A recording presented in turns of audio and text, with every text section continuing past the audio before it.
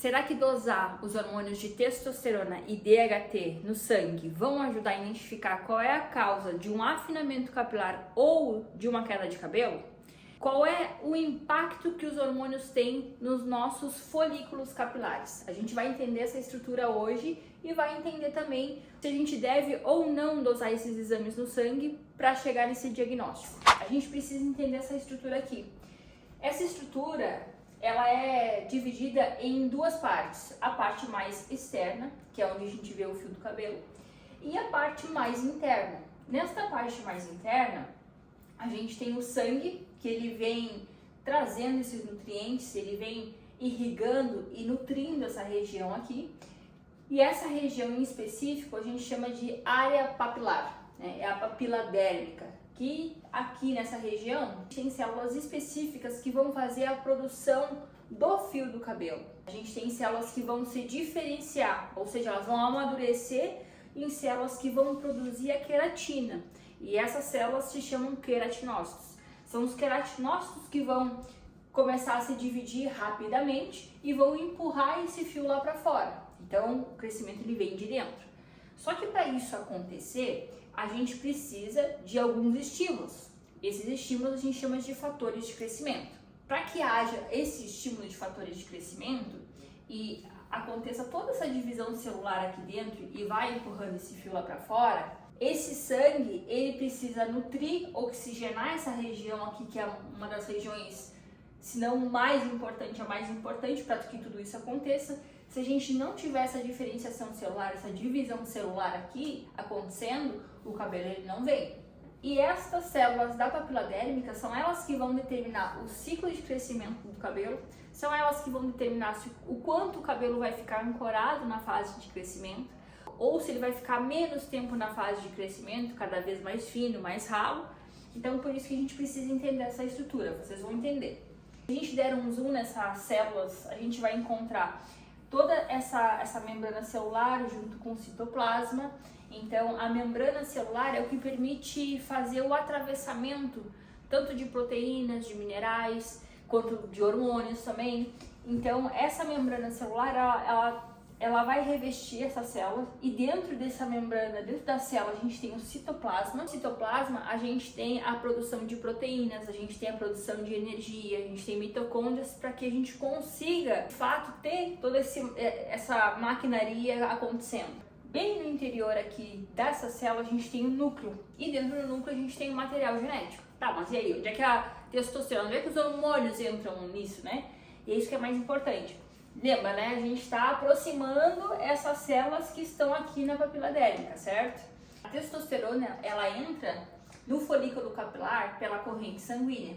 Então, a gente tem a produção de testosterona, né? Nos ovários, no caso das mulheres, tem a produção dos homens nos testículos, além de a gente também ter uma pequena quantidade nas nossas glândulas suprarrenais. E após essa produção de testosterona ela acontecer, ela também precisa estar ligada a algumas proteínas que fazem o transporte dessa testosterona para os tecidos, né, para o folículo piloso, para outras áreas também do nosso corpo. E quem faz esse transporte são duas proteínas basicamente, que se chamam a albumina e o SHBG. Essas duas proteínas, elas vão levar a testosterona para os nossos tecidos, incluindo o bulbo capilar. Então, essa testosterona, ela chega aqui pela corrente sanguínea. Quando ela chega no receptor ou ali no lugar onde ela vai atuar de fato, ela precisa entrar para dentro dessa célula. E a gente chama esse processo de difusão. Quando essa testosterona, ela chega aqui dentro da célula, aqui na forma de testosterona, mas ela precisa ser convertida em DHT, que é a dihidrotestosterona. Ou seja, o DHT é a forma mais potente dessa testo que está vindo ali pelo sangue. Preciso transformar essa testosterona em DHT. Quem é que faz essa transformação? É uma enzima que se chama 5-alfa-redutase.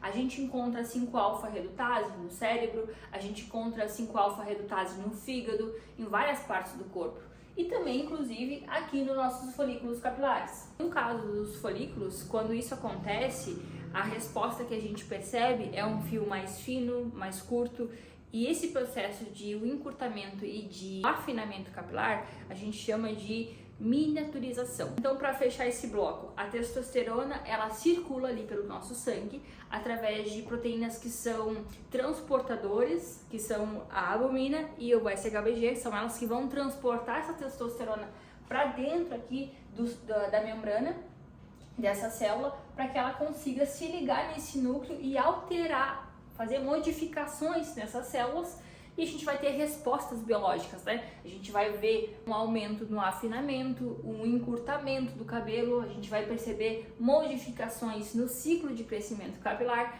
Então é importante a gente entender essa parte aqui, fechou? É muito comum mulheres e homens perceberem um afinamento capilar, perceberem uma queda de cabelo, e quando dosam os exames está tudo ok. Quando dosam a testosterona, quando dosam o DHT, os exames estão normais. Por que isso acontece? Que além de a gente ter a 5-alfa-redutase, que faz essa conversão da testosterona em DHT no folículo piloso, a gente também tem na pele, a gente tem no fígado, a gente tem no cérebro, a gente tem em várias partes do corpo. E quando você dosa o DHT do sangue, a gente não dosa apenas do folículo capilar, a gente não está dosando apenas o DHT que está presente nos fios do cabelo, né, dentro ali das células do folículo capilar. A gente dosa tudo que está ali no sangue, tudo que está sendo convertido pelo fígado de outras regiões do nosso corpo. Dosar os exames de sangue não vão ajudar em nada, porque essa testosterona que é convertida em DHT, ela acontece dentro do folículo piloso. No sangue é tudo aquilo que está sendo convertido em vários lugares e também aquilo que o fígado está convertendo. E a gente consegue ver isso no sangue. Mas do folículo capilar, a gente precisa fazer exames que são específicos para a gente chegar nesse diagnóstico. E esses exames incluem a tricoscopia, que é tipo uma biópsia do couro cabeludo. Então, o profissional ele vai ter um aparelho que se chama tricoscópio. Esse tricoscópio ele vai ampliar essa imagem em vídeo em mais de 50 vezes para conseguir ali ver as alterações da pele, ver como é que estão as alterações do fio do cabelo, se tem algum tipo de fungo, se tem algum tipo de alteração do tipo uma dermatite seborreica, se tem alguma descamação. Se o paciente também relata em consulta, ele fala, meu couro cabeludo tá doendo, tá dolorido, tá ardendo, isso tudo ele vai analisar com cautela nesse exame de tricoscopia. Além disso, a gente faz um teste de tração suave. Esse teste ele vai ajudar a identificar se esse cabelo está caindo antes do tempo que ele deveria cair, e a quantidade também que está caindo, que isso é importante também. Então percebe, queda de cabelo é um problema e o afinamento é outro tipo de problema. Também, é claro, a gente precisa mensurar como que está indo o tratamento, como é que a gente pegou o caso, como que está nos primeiros 3 meses, e depois os 6 meses, e depois 9 meses, e assim sucessivamente, porque é um problema crônico. Se a gente para de tratar, o problema ele retorna aos estágios iniciais e o cabelo ele vai seguir afinando, ele vai seguir tendo essas modificações no ciclo de crescimento capilar. Eu espero ter te ajudado neste vídeo. Até breve!